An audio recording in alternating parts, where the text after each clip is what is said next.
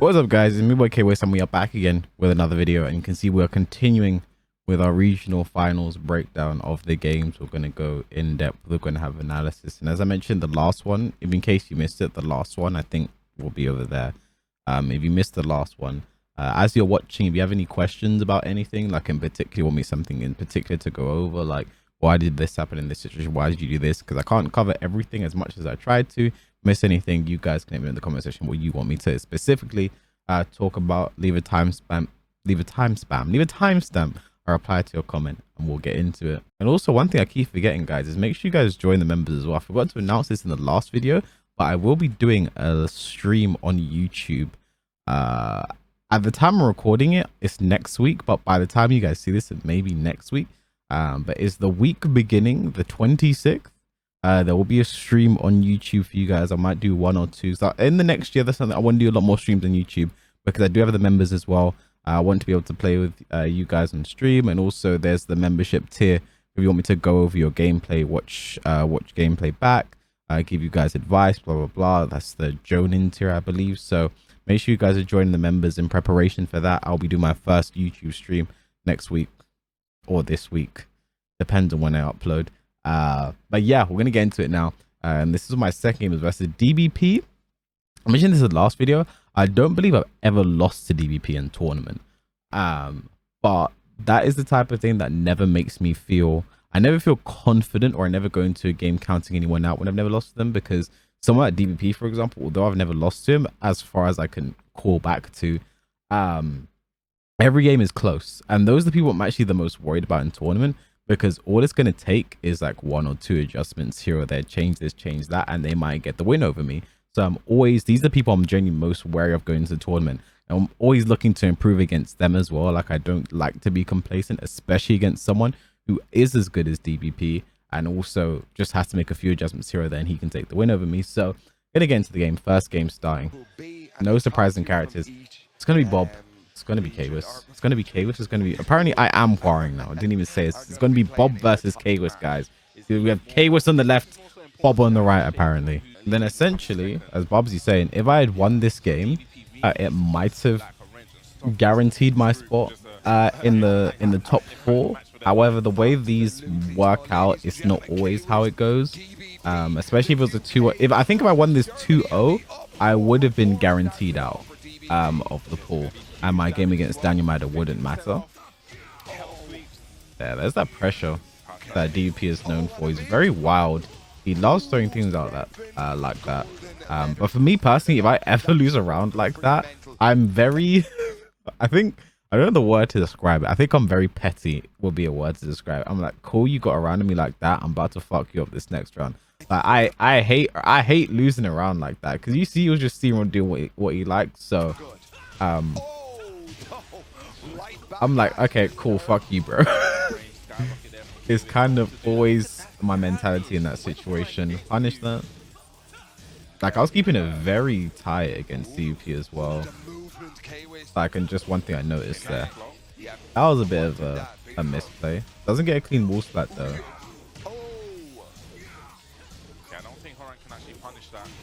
And again, that's something normally very, very quick to duck and get my while for a punish. That was silly from me. That was definitely silly. So with this, what I was expecting was him to do another wave dash into something, and then my rage out's gonna beat it. However, didn't do it. And Huaring doesn't have, this is the thing people always about Huaring's rage out. It's safe, it's safe, it's safe.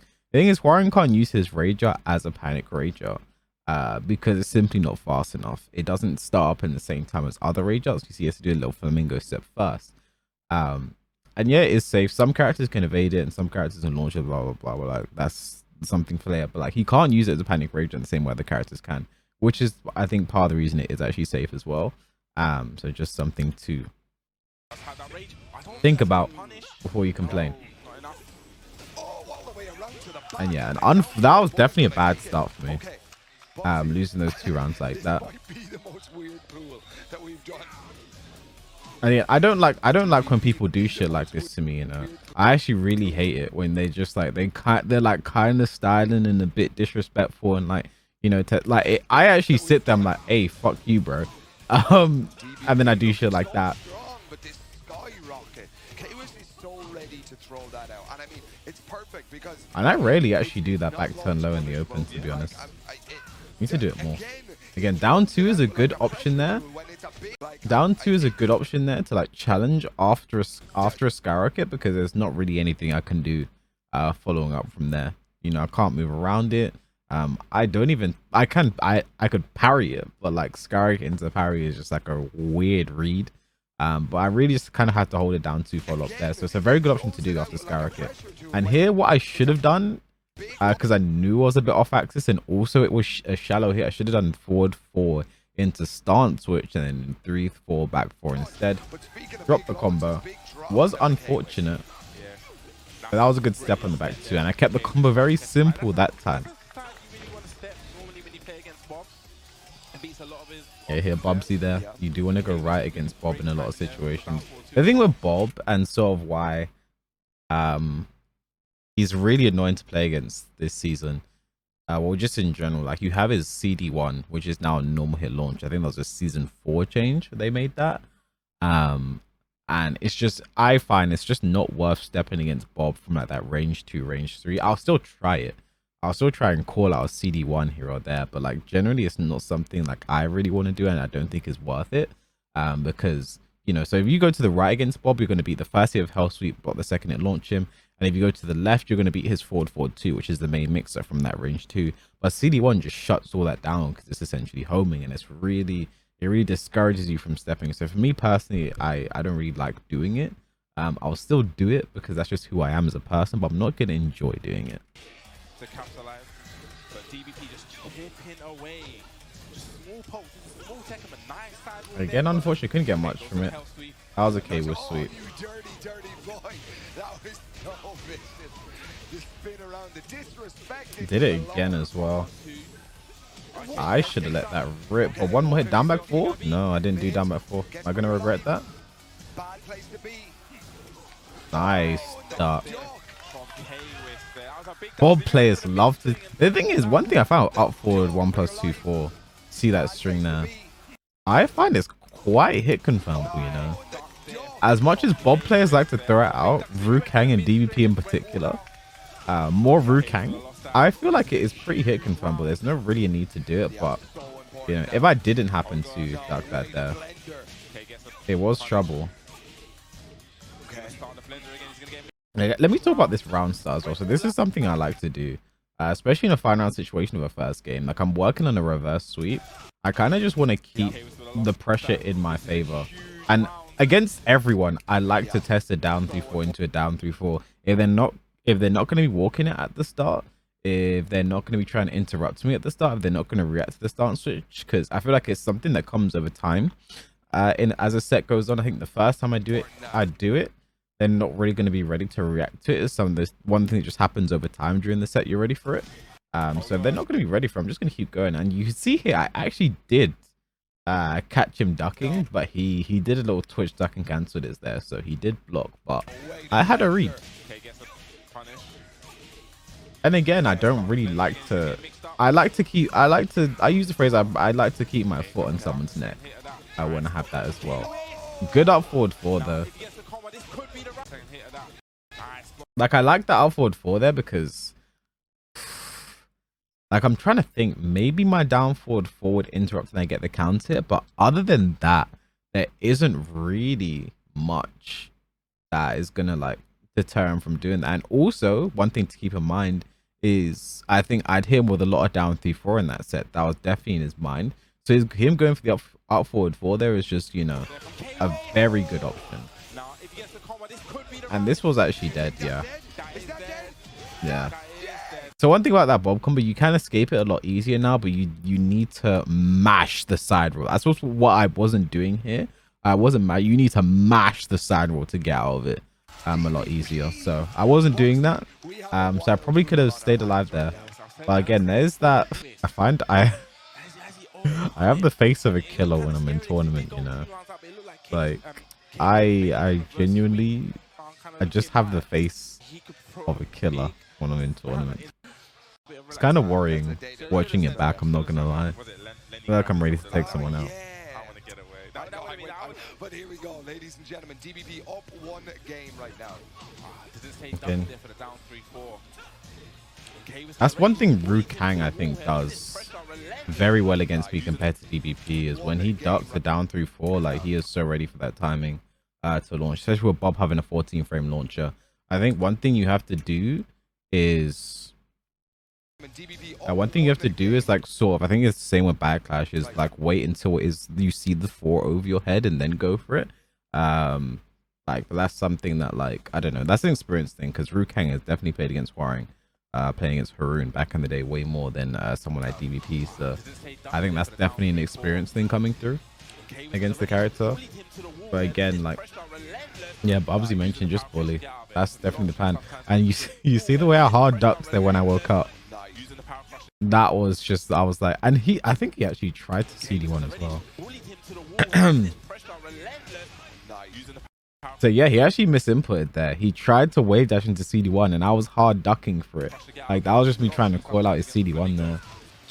But again, SCARIEST, I'm scared of the sidewall here, so I adjusted the combo, got up, but yeah.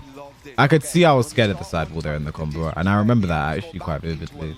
I thought that was just K-Wiz kind of saying, I've got you. But no, he's using this as a mix-up tool now. Really, really clever stuff here from our London brother. Sorry, I just have to, because I haven't focused on the commentary too much, but I think Sam just said I was using Just Frame SCARIEST as a mix-up tool. And Sam's commentated a lot of my games before. I think if you're just realizing that now, that's worrying. Again, I don't like to respect. But it's not even real pressure. And here's the thing. This is the thing mainly in my stream. But like I like to say, when we go downstairs here, this is like my domain expansion. If you watch Jujutsu Kaisen, this is my domain expansion.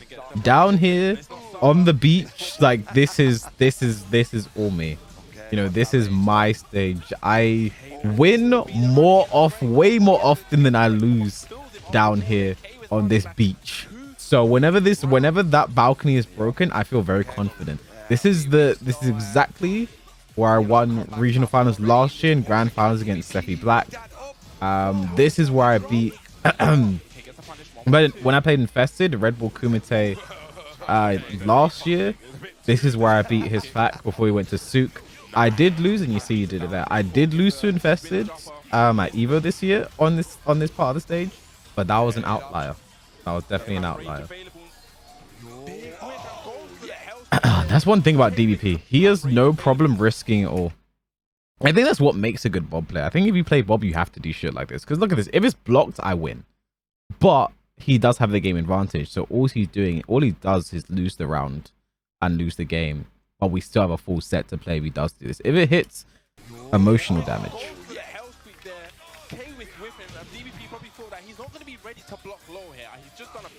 Yeah. And what Bubsy said there, yeah. You know, when someone whiffs, you're not expecting a big blow. And I remember this round. I remember this round. I remember this round. I remember that round. I don't want to talk about it. We're gonna move on. Punish. I should be sidestepping right there. I should be sidestepping right there. Like you see this CD3-4, you can sidestep right, make the hit complete whiff, get a full launcher, and it's something that everyone should really be doing. You shouldn't, because look at the damage I get for that, right? Okay, cool. If I sidestep right, get a back 3, that's 70 plus damage. Maybe I've even carried to the wall from here. I don't know. Like, you should always, when you see that C3 block it, sidestep right and get your look. I think sidestep right duck complete destroys the mix up because he does have the high from it as well. I just tried to throw him out the power crash that time. I was scared, man. I was scared. He was feeling himself. Again, I didn't want to respect him. Like, forward 1 plus 2 into down forward 2. Again, I think that was a Twin Pistons attempt. I have no idea what happened there, by the way. I somehow twitched up into the throw and he still broke the throw. I have no idea. And this was what took us to a final game. DVP loves the geometric plane. It's been... I feel like it's the clutch game right now, man. This is where you put all of your eggs. Honestly, watching games back, I haven't competed in a tournament in a while now. And just watching matches just really like, oh, it's different. Honestly, I get back into that vibe. I want to compete like right now. You see here though, see the CD3 and to the jab. DVP did the perfect thing there. Sidestep left into an up forward 4. It's very hard to launch a with flamingo jab. It's very hard to do that. So DBP was just completely ready for the option, knew it was coming. I could have done a back 4 instead here to stop him sidestepping to the left, but the way he went is the weak side to left flamingo. So perfect, you know, excellent timing on that as well. Like, have to commend DBP for that. Okay, you can hear Germany behind DBP right now. They're right behind me, and I can hear their A's in my ear. Okay, all right, 2. Down forward 2. Okay, with classic. And here I remember, so I could have done the max wall carry. See, normally I'll go for like a, you'll see I'll do stance switch into forward 3 into the up forward 3+4. Like, I wasn't feeling confident in the setup. The PS4 setup, like, it wasn't giving. Best way to describe it. So I wasn't feeling confident enough to go for my max wall carry. If I did, I would have got the wall, but like, just certain situations like that, like the PS4 setup was not. I don't know. Sometimes it is it's mainly a feeling thing. In that situation, I'd rather take a guaranteed combo, end it for some Oki, than drop it there.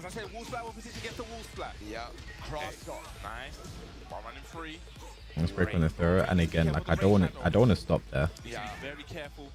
I mean, it can come out at any time. Yeah, and so what I did there was, this was actually a great display of my great impatience, because when Bob's in rage, me of all people, I've dealt with this rage drive for far too long and I hate it.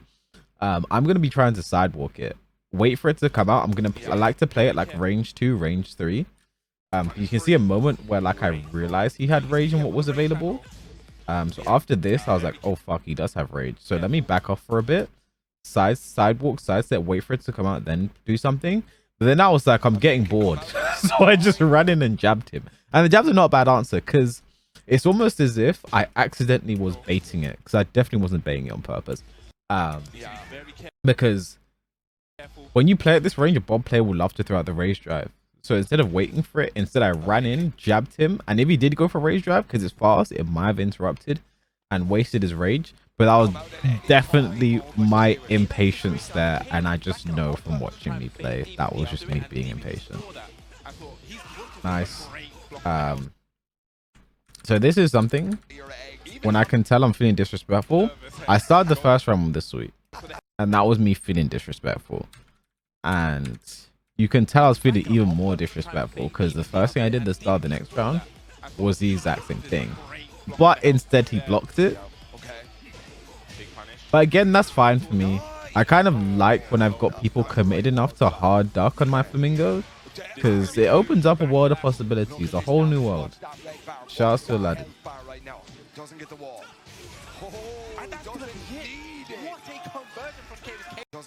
So that kind of all came from the backdash, really. DVP, even on his plus frame, sorry, even on my plus frame, I noticed he really was committing to big and slow things.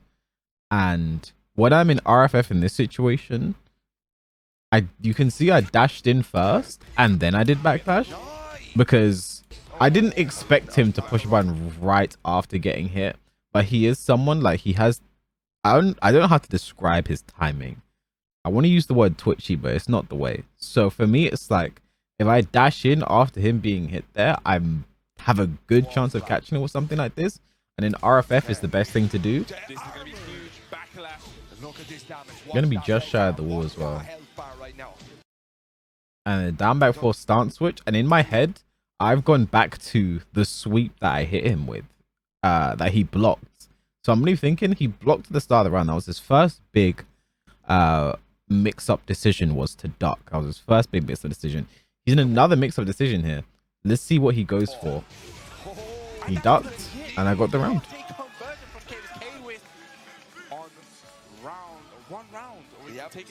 Again, like, this was a complete switch round from the last 3 rounds. And again, Oh, that's the sneaky shit.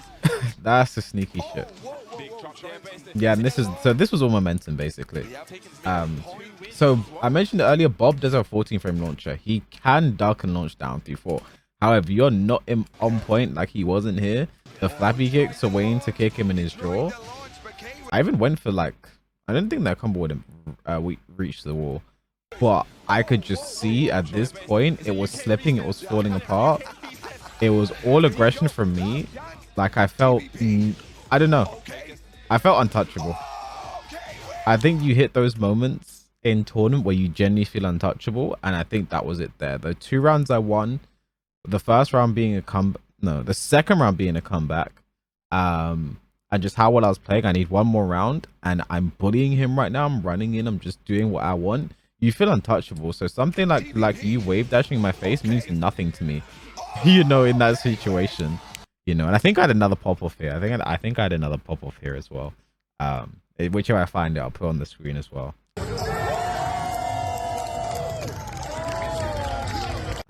Because I was just feeding myself at this point. Like I won my first 2 games of regional finals. I was basically guaranteed to go through, barring I think a 2-0 defeat to Daniel Mado and someone else winning. I think if Super Kuma won and I lost 2-0 to Daniel Mado, maybe I was out. But even still, like I was definitely feeling it right now. And that's gonna be all from me on this video, guys. Remember, if you have anything you want me to go more in depth on, please let me know in the comment section. Leave a timestamp. I'll be replying to comments on this video. If not, please like, comment, subscribe if you enjoyed, and I'll catch you guys in the next video.